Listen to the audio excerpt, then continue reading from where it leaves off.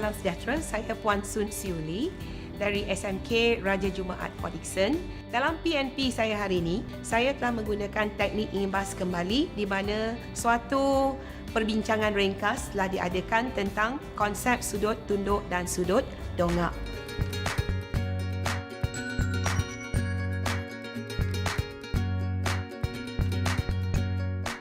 Baik, dalam pelajaran lepas kita dah lihat istilah sudut dongak dan sudut tunduk. Jadi sebagai imbas kembali, cikgu berikan takrif sudut dongak dan sudut tunduk kepada yang sudah terlupa. Jadi kita lihat balik istilah sudut dongak. Jadi kata kunci di sini ialah sudut dongak ialah sudut di antara garis mengufuk yang melalui mata pencerap dan garis lurus yang menyambungkan mata pencerap dengan objek yang berada di sebelah atas garis mengufuk itu. Okey. Jadi sudut tunduk ialah sudut di antara garis mengufuk yang melalui mata pencerap dan garis lurus yang menyambungkan mata pencerap dengan objek yang berada di sebelah bawah. Kata kunci bawah garis mengufuk itu. Okey, cikgu tekankan untuk mencari ketinggian objek, kita gunakan sudut tunduk dan sudut dongak. Tapi bagaimana caranya kita menggunakan konsep ini di dalam mencari ketinggian objek? Ada sesiapa yang ingin mencuba memberi petunjuk bagaimana kita boleh menggunakan sudut dongak dan sudut tunduk untuk mengukur ketinggian? Yes. Menggunakan klinometer. Klinometer. Okey. Apa benda klinometer tu? Su. Untuk mengukur ketinggian objek. Untuk mengukur ketinggian objek. Okey. Jadi untuk mengukur ketinggian pokok ini saya gunakan klinometer. Okey, tapi sebelum tu cikgu nak kamu kaitkan bagaimana kita nak mengaitkan sudut dongak, sudut tunduk untuk mencari ketinggian pokok ini. Okey, mungkin kumpulan pertama, pelajar dari kumpulan pertama. Ya, Ku Loi En. Mula-mula, kita akan gunakan protektor untuk membuat klinometer. Okey, terima kasih. Ada sesuatu hubung kait yang masih tidak disebutkan. Ya, saudara Hari, akhirnya. Nisbah trigonometri dan hukum Pythagoras. Yes. Itu jawapan dia. Okey, tahniah pada Hari.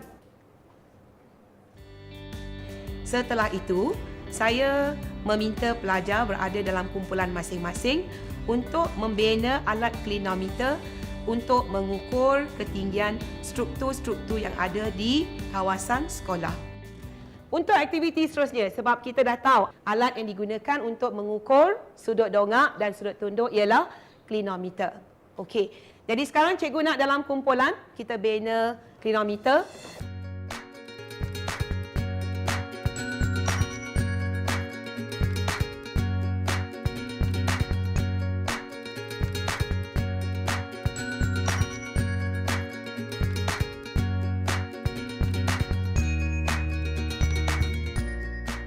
Baik, saya yakin anda sudah menyiapkan klinometer setiap kumpulan masing-masing. Jadi, sebelum kita mengukur struktur di luar, ada mana-mana kumpulan yang ingin memberi penerangan? Ya, bagus Arina. Apa yang anda akan ukur hari ini? Saya akan ukur ketinggian tarisan. Okey. Dan saya perlukan bantuan Inlankish untuk memegang klinometer ni. Dan saya memerlukan Abi untuk membantu saya mengukur. Okey. Right. Jadi kita jemput kawan-kawan yang telah dicadangkan oleh saudari Arina ke depan. Kita akan mengukur ketinggian tanisan. Alright, menggunakan klinometer yang telah dibuat oleh kumpulan Arina.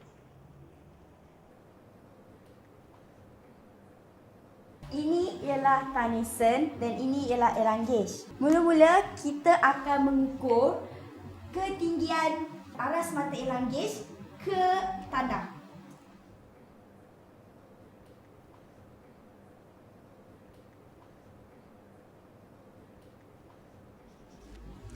ketinggian aras mata elanggish ialah 1.42 meter.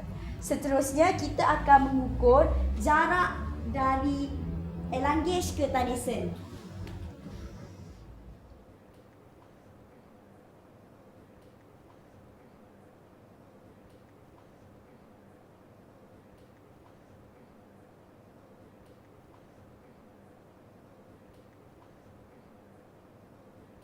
Selepas mengukur jarak elanggish dan Tanisen, kita akan mengukur sudut dari elanggish ke Tanisen.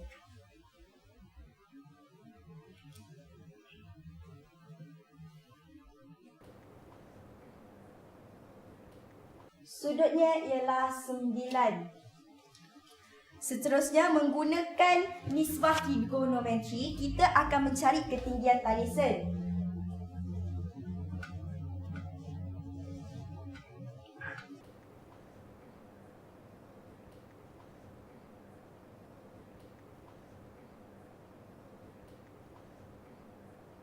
Mendapat kiraan ini, kita akan menambahkannya dengan aras mata dari mata elanggish ke kaki elanggish untuk mendapat pengiraan yang tepat. Jadi, ketinggian Tanisen ialah 1.80 meter ataupun 180 cm. Betul tak Tanisen? Inilah cara untuk menggunakan klinometer untuk mengira ketinggian sesuatu objek. Yang ini saya serahkan kepada Puan Seri. Okey, tahniah dan terima kasih. Anda dah lihat bagaimana menggunakan alat klinometer, bagaimana untuk mengukur ketinggian sesuatu objek. Jadi selepas ini, kita akan keluar ke tapak pemerhatian dan mengukur struktur yang telah ditetapkan oleh setiap kumpulan, dan kemudiannya semasa anda membuat pengukuran, cikgu minta anda rakamkan pengukuran sebab pada akhir pelajaran kita akan buat pembentangan. Setiap kumpulan akan diminta untuk memberi penerangan bagaimana pengukuran dilakukan.